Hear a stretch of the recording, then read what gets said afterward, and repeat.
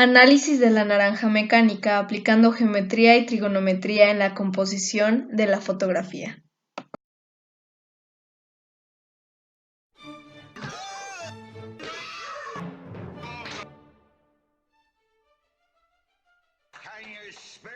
La naranja mecánica es una película que fue dirigida por Stanley Kubrick y estrenada en el año de 1971. Está basada en el libro de Anthony Burgess. La historia se desarrolla en el Reino Unido, en un futuro distópico marcado por la violencia y el autoritarismo. Alexander Delayer, el protagonista, lidera una banda de jóvenes marginales que esparcen el caos a través de actos violentos injustificados. Alexander, tras haber sido juzgado y condenado a prisión por sus acciones, acepta someterse a un tratamiento psiquiátrico llamado Ludovico, a fin de reducir el tiempo de su condena, sin saber que esto le llevaría a distintas consecuencias.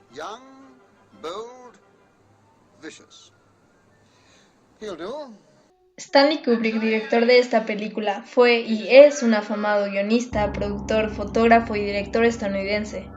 Destacó tanto por su precisión técnica como por la gran estilización de sus películas y su marcado simbolismo.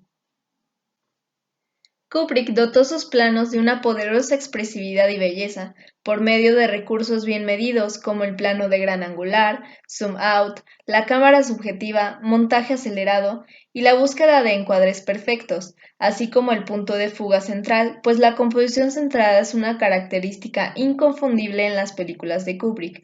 Esto es algo que se puede admirar en casi todas ellas. Mediante esta focalización de los encuadres, se nos permite analizar la complejidad geométrica de los escenarios, encontrando muchísimos conceptos conocidos en la geometría, como lo son segmentos de recta, arcos, cuerpos y figuras geométricas que encajan en la escena, creando contextos variados y significancia dentro del desarrollo de la película misma.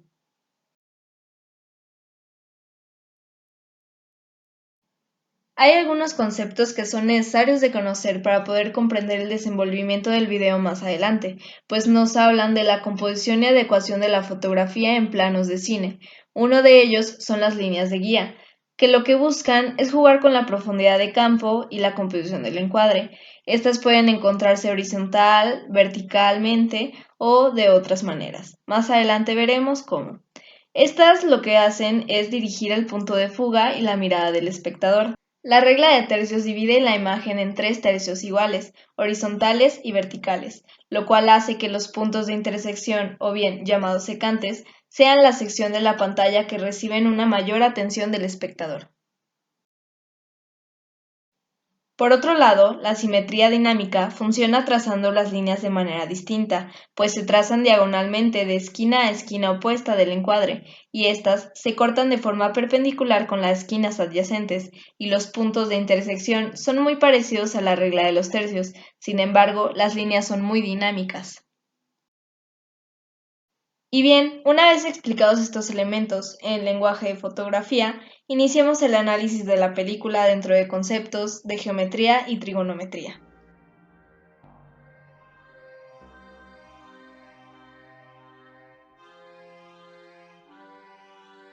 La película inicia con Alexander en un primer plano, el cual se va ampliando yendo hacia atrás y convirtiéndose en un plano conjunto, en el cual vemos por vez primera a sus drugos, miembros de su pandilla, y el lugar en donde solían reunirse para tomar algo más que leche. Desde un primer momento analizamos que las líneas de guía se mantienen relativamente estables y que las paredes de la habitación donde se encuentran, así como el movimiento hacia atrás que realiza la cámara, son paralelos, es decir, que si fueran infinitos, nunca llegarían a tocarse el uno al otro. Es decir, Alex, y mis tres drugos, o sea, Pete, Georgie y Dim.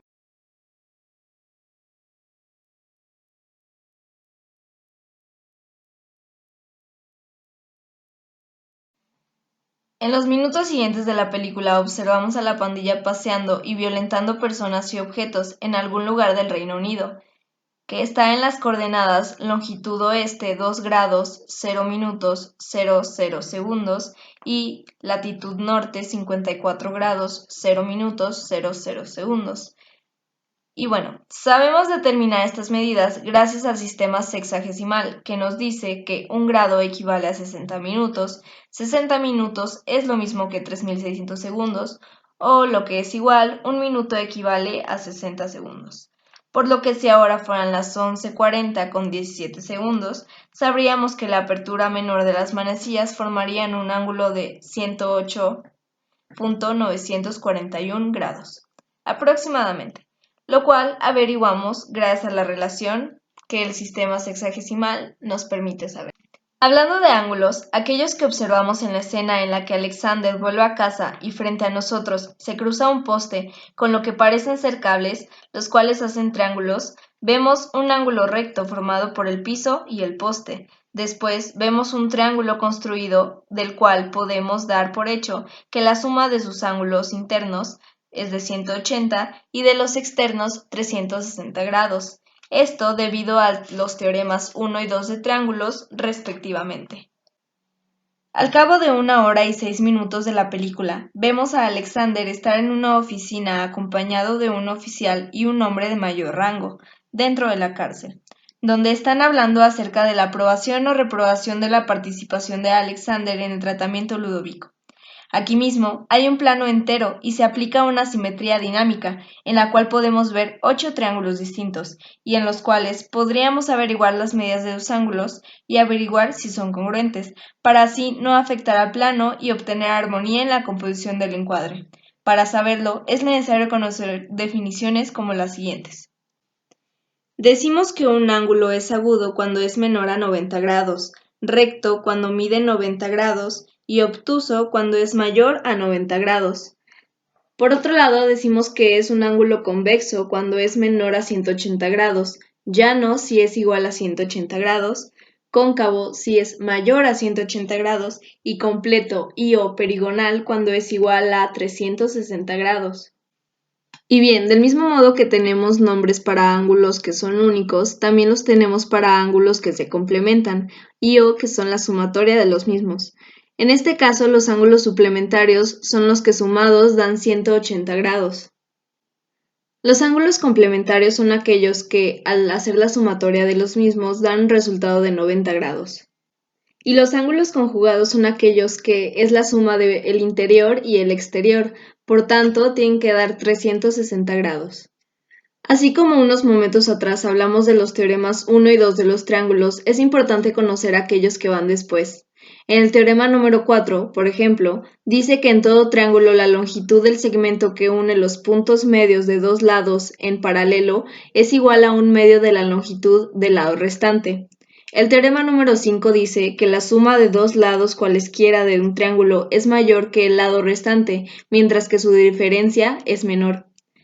El teorema número 6 dice que si dos lados de un triángulo son distintos, al mayor lado se opone mayor ángulo. Y por último, el teorema número 7 dice que para dos ángulos distintos de un triángulo a mayor ángulo se opone mayor lado. Ahora que ya conocemos estos conceptos de geometría y trigonometría, hay que analizar una escena con una simetría dinámica y destacar el por qué es importante que los triángulos que ahí encontramos sean congruentes. Cuando trabajamos en una escena donde aplicamos simetría dinámica, hay que estar bien al tanto de nuestras divisiones, puesto que si cometemos algún error en estas, no lograremos obtener armonía geométrica en la toma. Para trazar estas líneas hay que dibujar dos líneas secantes de esquina a esquina opuesta, llamadas L1 y L2, y después hay que predeterminar la medida del ángulo que abriremos, el cual en este caso llamaremos alfa. Una vez abrimos este ángulo desde L1, hacemos una línea que biseque a L2, y en la esquina opuesta de donde hicimos esta línea, abrimos otro ángulo con la misma medida de alfa, y trazamos la línea hasta que biseque L1. Y así hacemos lo mismo en cada esquina hasta obtener 8 triángulos, los cuales podremos comprobar que son congruentes debido a que L1 y L2 tienen la misma medida y se cortan justo a la mitad, lo cual hace que el ángulo que abrimos, llamado alfa, sea igual en cada triángulo. Por tal acción, la línea que biseca en L1 o L2, dependiendo del triángulo, siempre tendrá la misma medida, así que por tanto podemos estar seguros de la congruencia de los triángulos, aplicando el teorema número 2, lado, ángulo, lado, a lo cual pudimos llegar ya que pudimos aplicar conceptos mencionados antes.